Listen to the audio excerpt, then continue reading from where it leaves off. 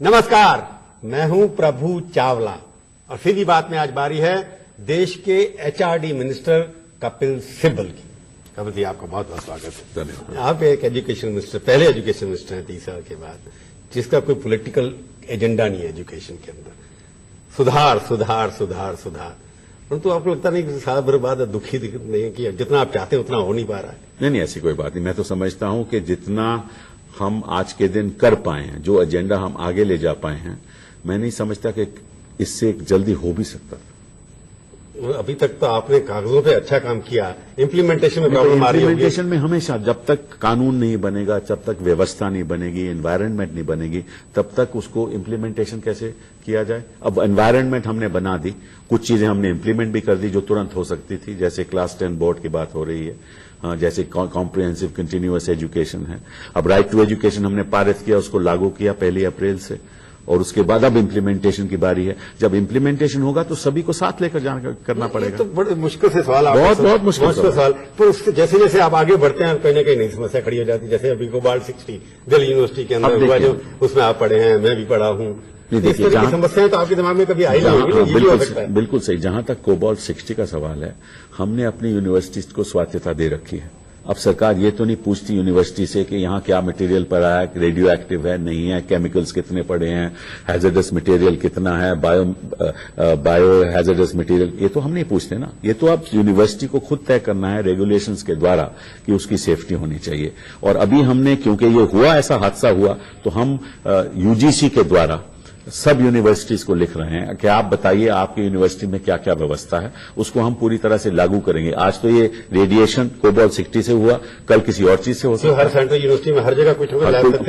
Funding इतनी ज्यादा हो गई है यूनिवर्सिटी सिस्टम में, पैसे इतने ज्यादा जा रहे हैं, रिसर्च हो रही है, कई किस्म के केमिकल्स आते हैं, कई किस्म के बायो हैजर्डस मटेरियल्स आते हैं, उसकी व्यवस्था क्या है, कौन सी मिनिस्ट्री क्या रेगुलेशंस तय करती है, वो रेगुलेशंस यूनिवर्सिटी सिस्टम तक पहुंचे या नहीं। तो एक तो हम मिनिस्ट्रीज को लिख रहे हैं कि आप रेगुलेशंस बताइए, दूसरा यूजीसी के द्वारा यूनिवर्सिटीज को लिख रहे हैं, और मैं समझता हूं अगले 3-6 महीने में ये व्यवस्था भी। आपको लगता है इतना बड़ा खतरा तो हो सकता है ना अगर आप प्रिवेंटिव मेजर नहीं लेंगे? बिल्कुल सही, बिल्कुल। इतनी सारी यूनिवर्सिटीज हैं हमारे पास, कितनी 250-300 यूनिवर्सिटीज, खास तौर पे कोबाल्ट 60 तो इतना हैजर्डस मटेरियल है। कोबाल्ट 60 मालूम किसमें इस्तेमाल होता है?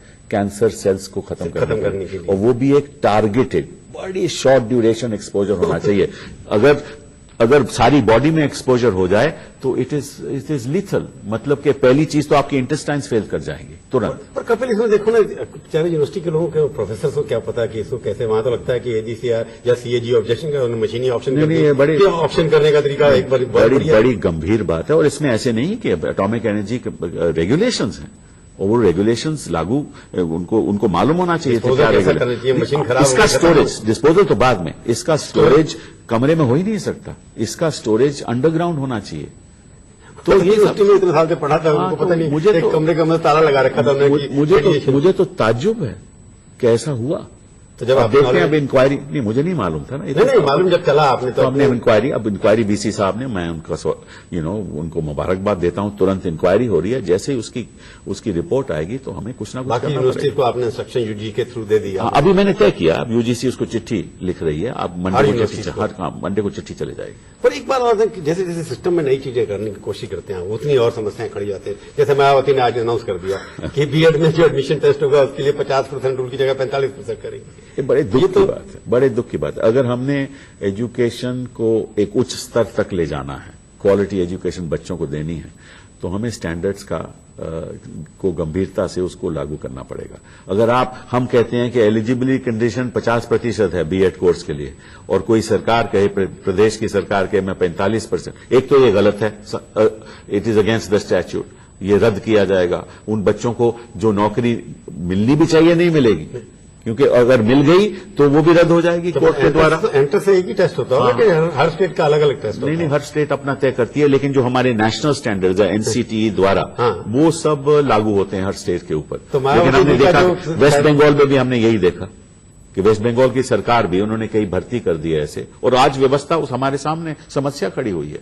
और उसको हम समाधान करने की हमने कोशिश की, लेकिन आज भी पूरी तरह से समाधान नहीं हुआ। अगर यूपी में ऐसा होगा तो एक बड़ी भारी गंभीर व्यवस्था समस्या आगे खड़ी हो जाएगी। तो मायावती जी का फैसला ये गैर कानूनी लगता है आपको? मैं नहीं कह सकता, ये तो अखबारी खबर है। अगर ऐसा कुछ हुआ, अगर हुआ है, अगर तो बिल्कुल गैर कानूनी, अगर हुआ है तो मैं नहीं कह सकता हुआ है कि नहीं। जो यूपी के कॉलेज से पढ़ के आएंगे बच्चे लोग बीएड करके, वो तो फिर टीचर से उनको जॉब मिल ही नहीं सकते। तो सोचता नहीं होगा उन्होंने ये करने से पहले, अगर किया है? मैं नहीं जानता किया या नहीं। अगर किया है, वेस्ट बंगाल में आपने कहा किया है?